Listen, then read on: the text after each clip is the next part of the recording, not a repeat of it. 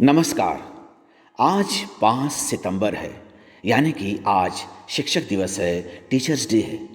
शिक्षक दिवस की, टीचर्स डे की आप सभी को हार्दिक शुभकामनाएं। जैसा कि हम सभी जानते हैं कि शिक्षक दिवस डॉक्टर सर्वपल्ली राधाकृष्णन जी की याद में और उनके सम्मान में मनाया जाता है। शिक्षक दिवस की पावन वेला में डॉक्टर सर्वपल्ली राधाकृष्णन के शिक्षा दर्शन पर दृष्टिपात अत्यंत समीचीन है।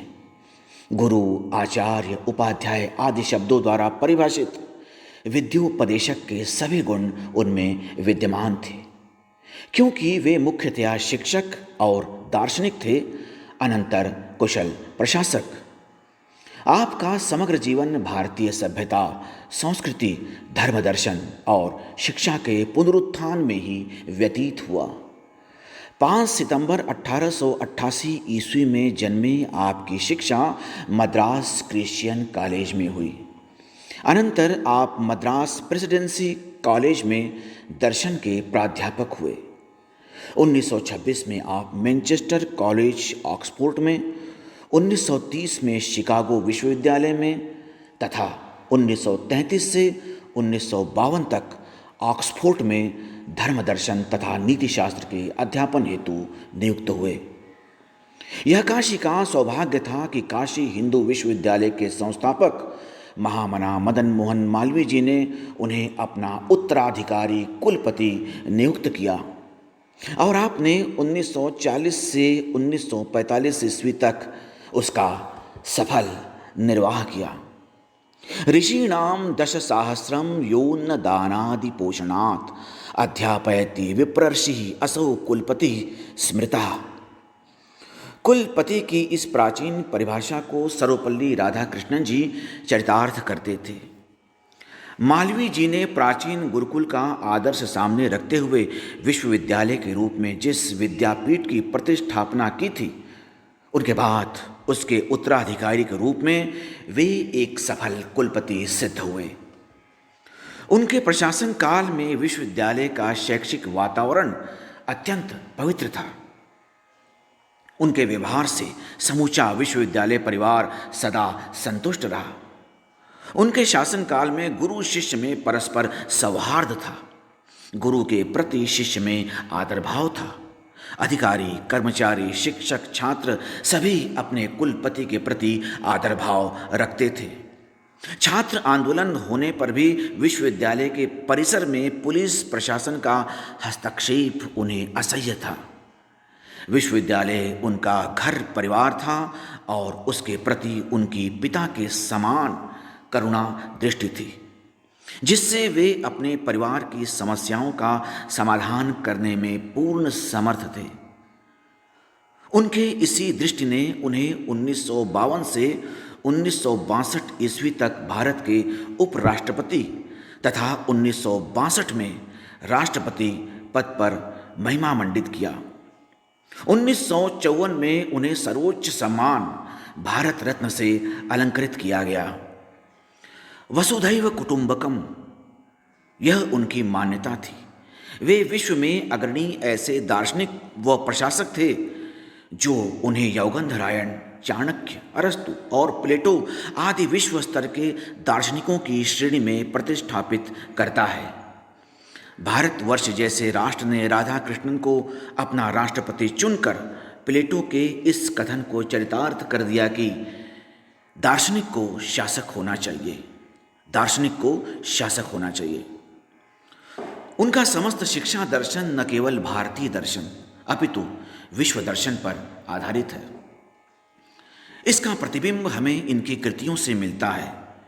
इनके कृतियों की लंबी सूची है।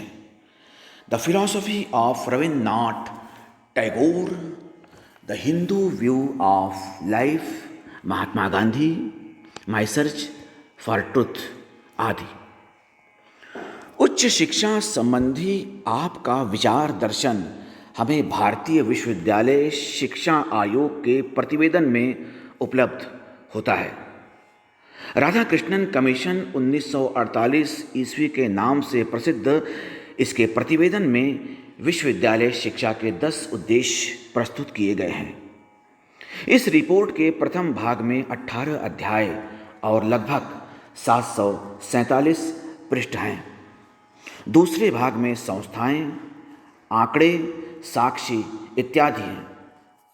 इस प्रतिवेदन में डॉक्टर राधाकृष्णन का शिक्षा दर्शन पूर्णतया प्रतिफलित है, जिसमें भारतीय संविधान में उल्लिखित न्याय, स्वतंत्रता, समता व महान आदर्शों को ध्यान में रखा गया है। उक्त प्रतिवेदनानुसार उच्च शिक्षा का उद्देश्य मुख्यतया ऐसे व्यक्तियों का निर्माण होना चाहिए जो राजनीति, प्रशासन, उद्योग आदि सभी क्षेत्रों में कुशल नेतृत्व कर सकें। छात्रों में उन गुणों का प्रकाशन करना चाहिए जिससे वे उत्तम नागरिक बनकर देश के लोकतंत्र की सुरक्षा कर सकें। उच्च शिक्षा में मानसिक व शारीरिक विकास पर भी समान रूप से बल दिया जाना चाहिए। आध्यात्मिक जीवन का विकास भी छात्रों में होना चाहिए। जन्मजात गुणों का विकास उसका मुख्य उद्देश्य होना चाहिए। विश्व बंधुत्व की भावना उनमें होनी चाहिए। डॉक्टर राधाकृष्णन की इस विचारधारा को सामने रखते हुए आयोग ने उच्च शिक्षा के 10 उद्देश्य निर्धारित किए थे। आपने अपनी रचनाओं में धार्मिक अनुभूतियों की चर्चा करते हुए यह निष्कर्ष निकाला है कि मानवीय जीवन का और उसके माध्यम से विश्व का सृजनात्मक सात्विक स्वरूप जिस प्रकार भारतीय समाज के दार्शनिक विचारधारा में प्रतिबिंबित होता है, उस प्रकार अन्यत्र नहीं। आपने अपनी विचारधाराओं में पूर्व तथा पश्चिम दोनों को आत्मसात किया है और दोनों दृष्टिकोणों की असहिष्णुता को समाप्त कर उनमें समन्वय स्थापित करने का अथक प्रयास किया है। आपने दर्शन को जीवन से संबद्ध कर उसे यथार्थ स्वरूप देने का प्रयत्न किया है। आपने जीवन की समस्याओं को सुलझाने की चेष्टा की है और साथ ही व्यक्तिगत तथा राष्ट्रीय स्वाभिमान को सुरक्षित रखने का प्रयास किया है। यह सब करते हुए भी आपने पूर्व व पश्चिम की संस्कृतियों से संबद्ध तथ्यों के साथ अन्याय नहीं किया है और उनके अंतःस्थल में प्रविष्ट होकर उन्हें आत्मसात किया है तथा दोनों को समान धरातल पर लाने की कोशिश की है। उनके संबंध में बर्नार्ड फिलिप्स कहते हैं कि उनके आध्यात्मवाद में जीवन शैली का एक अस्तित्ववादी पूर्वाभिमुखीकरण है। आपका शैक्षिक दृष्टिकोण जीवन की समस्याओं को प्रस्तुत करने की चेष्टा करते हुए उनका निराकरण भी करता है। विश्व की यथार्थता के साथ ही राधाकृष्णन ईश्वर की सविशेष की यथार्थता को भी स्वीकार करते हैं। राधाकृष्णन आध्यात्मिक दृष्टिकोण के समर्थक हैं। विश्व की मूल आकांक्षाओं के साथ न्याय अन्य किसी दृष्टिकोण से संभव नहीं, यह उनका दृढ़ विश्वास था। धर्म के सार तत्वों की चर्चा करते हुए राधाकृष्णन धर्म को उन सिद्धांतों से पृथक करते हैं जिन्हें आधुनिक युग ने महत्वपूर्ण विकल्पों के रूप में प्रस्तुत किया है। डॉक्टर राधाकृष्णन कहते हैं कि व्यक्तित्व वस्तुतः एक प्रतीक है और इस प्रतीक की यदि हम अवहेलना करते हैं तो निश्चित ही हम सत्य को प्राप्त करने में असमर्थ होंगे। वे कहते हैं कि जीवन के लिए जो आज अनावश्यक प्रतीत हो रहा है, कल वह आवश्यक भी हो सकता है। राधाकृष्णन कहते हैं कि आज का युग जिस त्याग व सौहार्द की अपेक्षा करता है, उसके अनुरूप आज का मानव अपने को नहीं पाता। वे कहते हैं कि आज के मानव के समक्ष एक दिव्य, पावन, सार्वभौम चेतना के अवतरण का आह्वान है। युग की इस मांग को हमें पहचानना है और उसके अनुरूप अपने को और संपूर्ण समाज को बनाना है।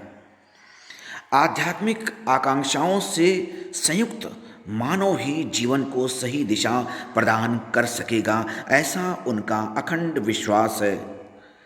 अपनी इस आस्था को व्यक्त करते हुए वे कहते हैं, जब आध्यात्मिक जीवन मानव को भीतर से रूपांतरित व आंदोलित करेगा, तभी इस पृथ्वी का नवीनीकरण संभव होगा।